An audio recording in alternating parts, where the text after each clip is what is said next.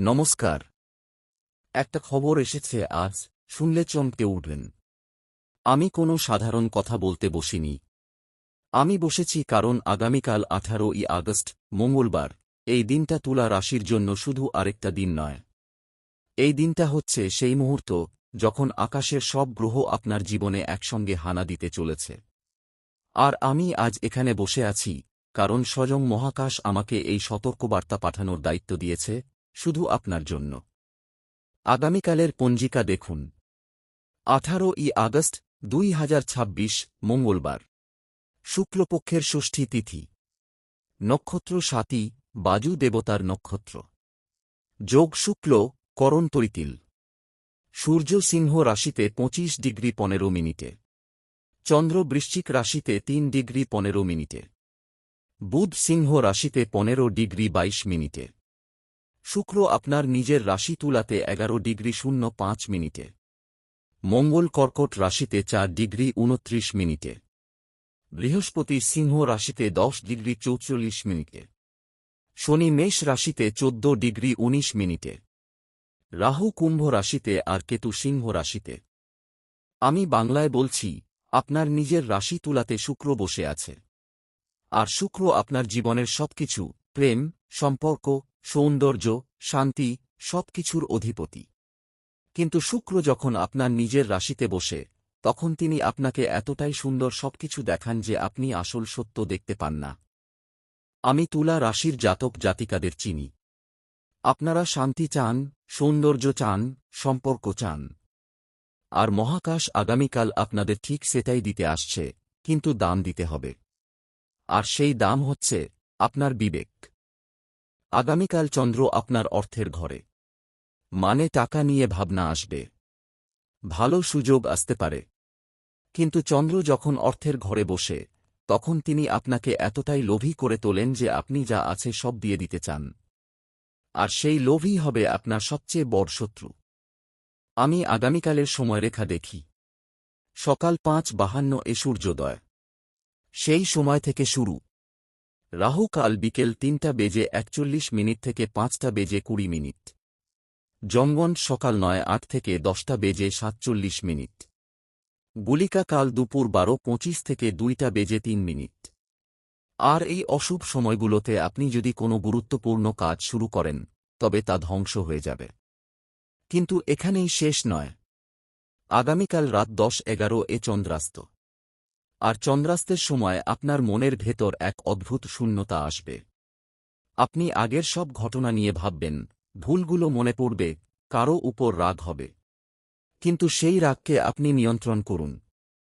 আমি এখন তুলা রাশির জন্য 4টি ফাঁদের কথা বলছি। প্রথম ফাঁদ, অর্থের ফাঁদ। আগামীকাল সকাল 9:08 থেকে 10:47 পর্যন্ত যমগণ্ড কাল। এই সময় কেউ আপনার কাছে অর্থের প্রস্তাব নিয়ে আসবে। হয়তো বিনিয়োগের সুযোগ, বা শেয়ারের ডিল, বা কোনো ব্যবসায়িক অংশীদারি। কিন্তু মনে রাখবেন, এই সময় যমগণ্ড অশুভ সময়। সেই প্রস্তাবে ফাঁদ আছে। 20শে আগস্টের পরে আপনি দেখবেন, সেই ডিলে আপনার টাকা ডুবে গেছে। দ্বিতীয় ফাঁদ, সম্পর্কের ফাঁদ। আগামীকাল দুপুর 12:25 থেকে 2:03 পর্যন্ত গুলিকা কাল। এই সময় কেউ আপনার কাছে ভালোবাসার কথা বলবে। হয়তো পুরনো প্রেম ফিরে আসবে, বা নতুন কাউকে পাবেন। কিন্তু গুলিকা কালে শুরু হওয়া সম্পর্ক কখনো টেকে না। সেই সম্পর্কের মধ্যে বিষ আছে। 3 দিনের মধ্যে তা ভেঙে যাবে, আর আপনাকে একা কাঁদতে হবে। তৃতীয় ফাঁদ, কর্মক্ষেত্রের ফাঁদ। আগামীকাল বিকেল 3:41 থেকে 5:20 পর্যন্ত রাহু কাল। এই সময় আপনার বস বা সহকর্মী কোনো প্রকল্পের দায়িত্ব দেবেন। দেখতে খুব ভালো প্রকল্প, আপনার নামও হবে, সম্মানও পাবেন। কিন্তু রাহু কালে নেওয়া দায়িত্ব কখনো সফল হয় না। সেই প্রকল্প ব্যর্থ হবে, আর দোষ আসবে আপনার ঘাড়ে। 25শে আগস্টের মধ্যে আপনি সেই প্রকল্পের জন্য অনুতপ্ত হবেন।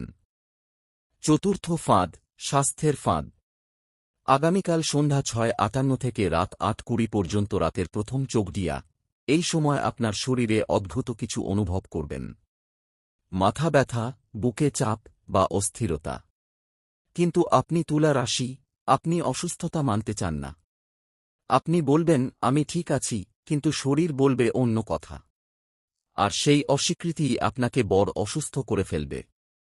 এখন আমি যখন এই 4টি ফাঁদ দেখি, আমার চোখের সামনে স্পষ্ট হয়ে ওঠে, আগামীকাল তুলা রাশিকে চারদিক থেকে ঘেরাও করার জন্য সাজানো আছে। কিন্তু আমি আজ এখানে শুধু ফাঁদ দেখাতে আসিনি, আমি সমাধান নিয়ে এসেছি। প্রথম সমাধান, মৌনতা। আগামীকাল সকাল 5:52 থেকে সন্ধ্যা 6:58 পর্যন্ত যতটা সম্ভব কম কথা বলুন। তুলা রাশি কথা বলতে ভালোবাসে, কিন্তু আগামীকাল প্রতিটি কথা আপনার বিপদ ডেকে আনবে। কারণ শুক্র বৃহস্পতির যোগে আপনার কথা ভুল বোঝা হবে। আপনি যা বলবেন তা উল্টো অর্থে নেওয়া হবে। তাই মৌন থাকুন, হাসুন, মাথা নাড়ুন, কিন্তু মুখ খুলবেন না। দ্বিতীয় সমাধান, পর্যবেক্ষণ। আগামীকাল সবকিছু দেখুন, কিন্তু কিছু করবেন না। কে কি বলছে, কে কি করছে, কোথায় কি হচ্ছে, সব দেখুন। কিন্তু নিজে নিরপেক্ষ থাকুন। তুলা রাশি সবসময় কেন্দ্রে থাকতে চায়, কিন্তু আগামীকাল নিরপেক্ষ থাকাটাই আপনার সবচেয়ে বড় অস্ত্র। দেখুন, কিন্তু অংশ নেবেন না। তৃতীয় সমাধান, জল। আগামীকাল সকালে সূর্যোদয়ের সময় ঠান্ডা জল দিয়ে স্নান করুন। আর সন্ধ্যায় সূর্যাস্তের সময় আবার স্নান করুন। জল শান্তি দেয়, স্থিরতা দেয়। আর তুলা রাশির আগামীকাল সবচেয়ে বেশি দরকার শান্তি ও স্থিরতা। চতুর্থ সমাধান, মন্ত্র। আগামীকাল সকাল 11:16 এ চন্দ্রোদয়ের সময় ও শুক্রায় নমঃ 108 বার জপ করুন। আর রাত 10:11 এ চন্দ্রাস্তের সময় ও চন্দ্রায় নমঃ 21 বার জপ করুন। শুক্র মন্ত্র আপনাকে সৌন্দর্য দেবে, আর চন্দ্র মন্ত্র আপনাকে মানসিক শান্তি দেবে। এখন আমি আরও একটি গভীর বিষয় বলি। আগামীকাল 18ই আগস্ট, এটি স্কন্দ ষষ্ঠী। কার্তিকেয়ের দিন, মা ষষ্ঠীর দিন। মা ষষ্ঠী সন্তানের রক্ষাকর্ত্রী। আপনি যদি সন্তান হন, তবে আপনার মায়ের জন্য প্রার্থনা করুন। আর যদি আপনি মা বাবা হন, তবে আপনার সন্তানের জন্য প্রার্থনা করুন। কারণ মা ষষ্ঠীর আশীর্বাদই আগামীকালের সব ফাঁদ থেকে রক্ষা করবে। আর হ্যাঁ, আগামীকাল শ্রাবণ মাস। শ্রাবণ মাসে মঙ্গলবার মানে হনুমানজির বিশেষ দিন। আগামীকাল আপনি যদি হনুমান চালিসা পাঠ করেন, তবে আগামীকালের সব সংকট কেটে যাবে। কারণ হনুমানজি হচ্ছেন ভক্তের বিপদ নাশক, তিনি রাহু কেতুর ছায়া থেকেও রক্ষা করেন। তাই আমি বলব, আগামীকাল সূর্যোদয়ের সময় স্নান করে, পরিষ্কার কাপড় পরে, হনুমানজির সামনে বাতি জ্বালিয়ে একবার হনুমান চালিসা পাঠ করুন। তারপর মা ষষ্ঠীর কাছে প্রার্থনা করুন। তারপর পুরো দিন, কোন তাড়াহুড়ো নয়, কোন সিদ্ধান্ত নয়, কোন নতুন কাজ নয়, শুধু পর্যবেক্ষণ করুন। আমি জানি, তুলা রাশির পক্ষে থামা কঠিন। আপনারা তো বাতাসের মতো সব সময় চলতে চান, সব সময় এগোতে চান। কিন্তু আগামীকাল সেই বাতাসকে একটু শান্ত করতে হবে। কারণ অতিরিক্ত বাতাস সবকিছু উড়িয়ে নিয়ে যায়, আলো দেয় না। আগামীকাল আপনার দরকার আলো, বাতাস নয়। এখন আমি আরেকটি গুরুত্বপূর্ণ কথা বলি। আগামীকাল 7ই নক্ষত্র, বাজু দেবতার নক্ষত্র। এই নক্ষত্র স্বাধীনতা ও গতিশীলতার। কিন্তু 7ই নক্ষত্রে বায়ু যেমন সবকিছু উড়িয়ে নিয়ে যায়, তেমনি আপনার মনও উড়ে যাবে। আপনি স্থির থাকতে পারবেন না, কিছু করতে চাইবেন, কোথাও যেতে চাইবেন। কিন্তু মনে রাখবেন, 7ই নক্ষত্রে যাত্রা করা ভালো, কিন্তু আগামীকাল রাহু যমগণ্ডগুলিকা কালে যাত্রা করা মানে বিপদ ডেকে আনা। তাই যদি কোথাও যাওয়ার পরিকল্পনা থাকে, তা 19শে আগস্টে সরিয়ে নিন। আমি এখন একটি গল্প বলি।